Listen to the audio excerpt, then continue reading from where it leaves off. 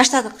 33, 22, minus 11, minus 23, minus 21, 14, 12, 13, 20, minus 12, Cevap. Cevapты жазабыз. 47 dedi. Тура жоопту 47. көрөлү. Азаматсың. Белек азаматсың. Асема бир эле учурда суроолорго да жооп берип, мисалды угуп эсептей аласыңбы? Аракет кылабыз, а? Анда баштадык. 25, Канчанчы класста окуйсуң? 25, Класста канча кыздар бар? 21, 12 kız var.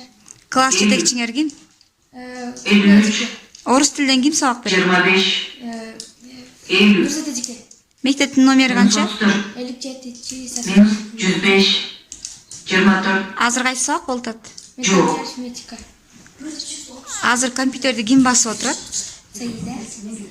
Жооп канча чыкты? 134. 134 деген жоопту айтты. Азаматсың. Туура айттың жооп. Даярбызбы? Бир эле учурда менин суроолорума жооп берип, жана эсептерди эсептей аласың, а? Анда баштадык. Канчанчы класста окуйсуң? 4. Ким окутат? Çoban Eceke. Биздин мектептин номери канча? Номер 57. Бүгүнкү сабакта ким чемпион болду? Men. Экинчи орунда ким болду? Mincaş. Бүгүн кайсы сабак болду? Bugün mentalni arifmetika. Жооп канча чыкты? 99. Азаматсың. 18, minus 55, minus 15, minus 25, 31, minus 15, Cevap.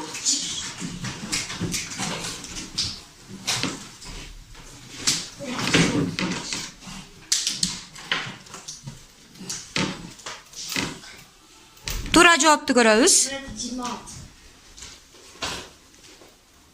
26, 25 дегендер көтөрүп тургула. 26 oldu işte. 233. Азаматсыңар эки окуучу. Миңжаш менен Саида.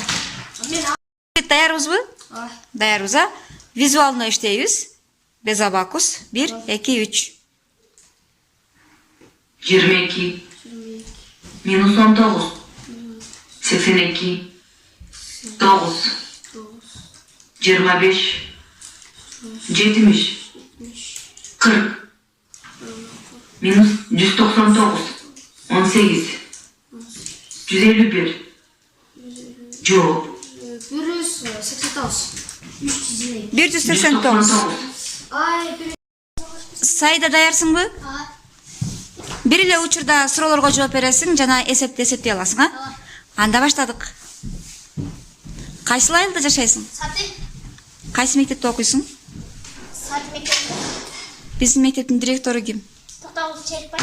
Класста канча кыз отурасыңар? 10. Азыр кайсы сабак болуп атат? Mentalni arifmetika. Кайсыл уровень менен жарыша аласың? 5. Жооп канча чыкты? 49. Жоопту көрөбүз. 49 азаматсың.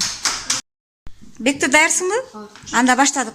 15, minus 1, 22, 23, minus 9, 30, 14, minus 80, 22, minus 10, Cevap. Жооп 30 дедиң, а? Туура жоопту көрөлү. 26, Ислам даярбызбы? Анда баштадык.